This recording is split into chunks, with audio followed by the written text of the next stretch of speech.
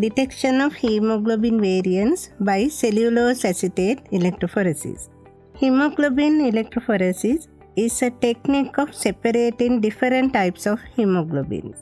It is a process that involves migrating of hemoglobin proteins dissolved in a buffer on or in a supporting medium in an electric field at a fixed pH.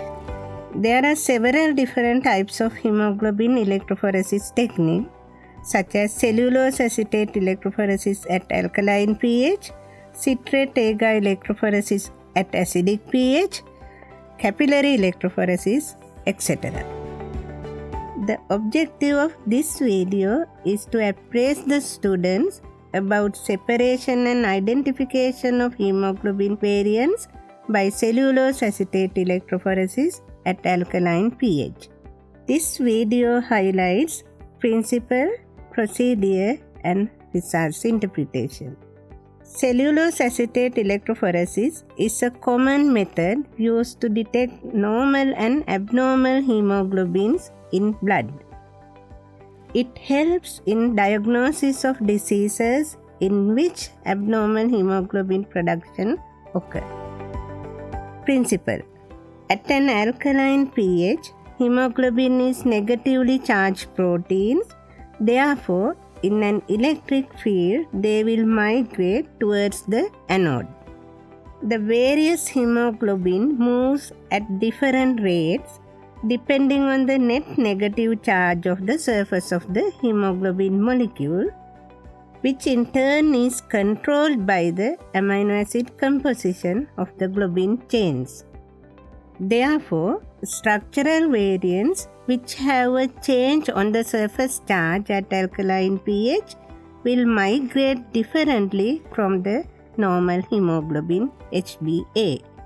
For an example, incorporation of valine instead of glutamate in hemoglobin S at the 6th position of the beta globin chain make the outer surface of the molecule nonpolar, and hence sickle hemoglobin HbS migrate slower than the normal hemoglobin HbA. Similarly, incorporation of lysine, that is positively charged amino acid, instead of glutamate in the HbC at the 6th position of the beta globin chain make the outer surface of the molecule positively charged, and hence hemoglobin C migrate even slower than the sickle hemoglobin HbS. Hemoglobin variants that have an amino acid substitution which is internally sited, and those which have an amino acid substitution that has no effect on the overall charge of the molecule may not be separated. Equipments: electrophoresis tank and power supply, sample applicator, staining equipment. Materials: cellulose acetate membrane, chromatographic papers, and blotting papers. Reagents: electrophoresis buffer, pH adjusted to 8.5. Buffer should be stored at 4 degrees of Celsius and can be used several times without deterioration. Fixative or staining solution, which contains Ponsiv S and trichloroacidic acid. Destaining solution, which is a acidic acid solution. Blood sample: EDTA blood collected by venipuncture can be used for this procedure. First, we have to prepare the hemolysate from whole blood. The purpose is taking the hemoglobin out from the red cell into a solution by lysing the red cell membranes. Preparation of sample: centrifuge the blood sample at 3500 rpm for 5 minutes.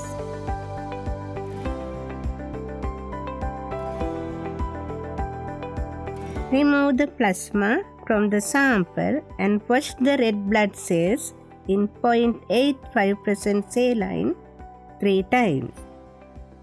After each wash, centrifuge the cells for 10 minutes at 3500 rpm. Finally, add 1 volume of deionized water to the washed red cells. Mix it and vortex at high speed for 1 minute. Centrifuge the sample at 3500 rpm for 10 minutes and take out the supernatant. Now the hemoglobin lysate is ready for loading. Electrophoresis procedure. Fill the electrophoresis tank with TBE buffer.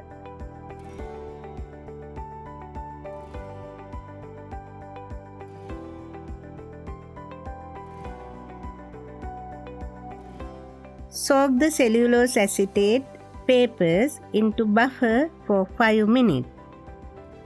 Fill the sample well with 10 microliter of each diluted hemolysate sample.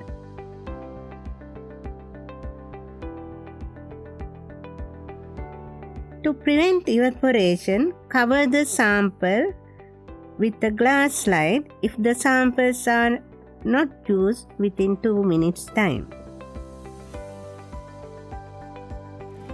Place the applicator into the sample well. Prime the applicator by depressing the tips into the sample wells and load the sample into a blotting paper. The reason is priming the applicator makes the second loading much more uniform. Then take out the membrane from the buffer and place between the 2 layers of clean blotting papers to remove excess buffer. Blot the cellulose acetate strip twice between the 2 layers of clean blotting papers, but do not allow the cellulose acetate to dry. Mark the origin of the sample application with a pen at the downside of the cellulose acetate paper. Place the membrane on the stage or base. Load the sample to the applicator by depressing the tips into the sample well 3-4 times. Now the sample is ready for application onto the cellulose acetate membrane. Press the button down and hold it for 5 seconds.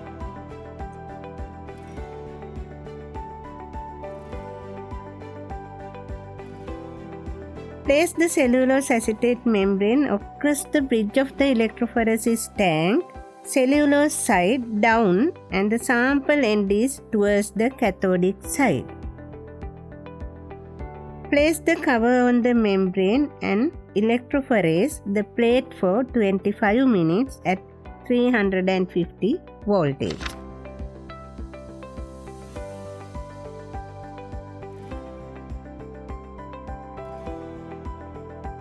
Remove the plates from the electrophoresis chamber and stain in solution for 5 minutes.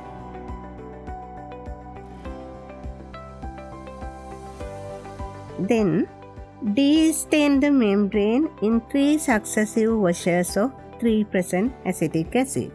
Allow the plates to stay in each wash 2 minutes.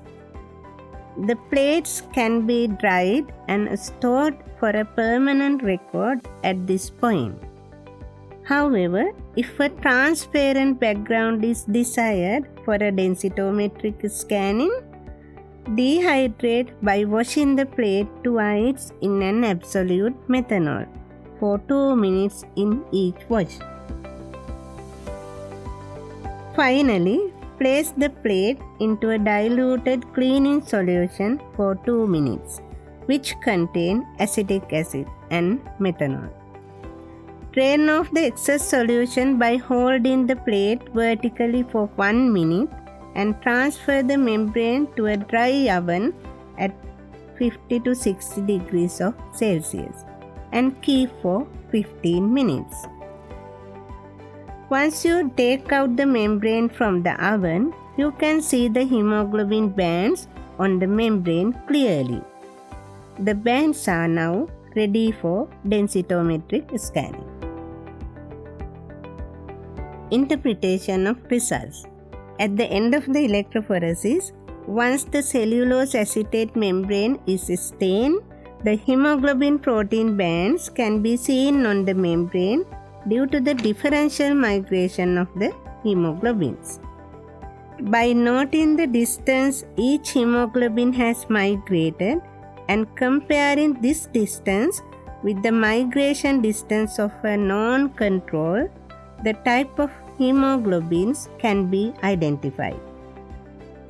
Further, the banding patterns can be scanned on a scanning densitometer and the relative presence of each hemoglobin can be determined. Though cellulose acetate electrophoresis was popular in the clinical laboratories because of its simplicity, reproducibility, reliability, and for its relatively low cost, relatively poor resolution of the most commercially available cellulose acetate membranes limits the sensitivity of the cellulose acetate electrophoresis technique. Finally, I would like to thank Dr. Abhita Begunasekara, Demonstrator, Department of Biochemistry and Clinical Chemistry, Mr. Nuwan Wickramaphale and Mr. Samir Alvis, Audio-Visual Technical Officers, Faculty of Medicine, University of Kelaniya, and Technical Officers, Department of Biochemistry and Clinical Chemistry.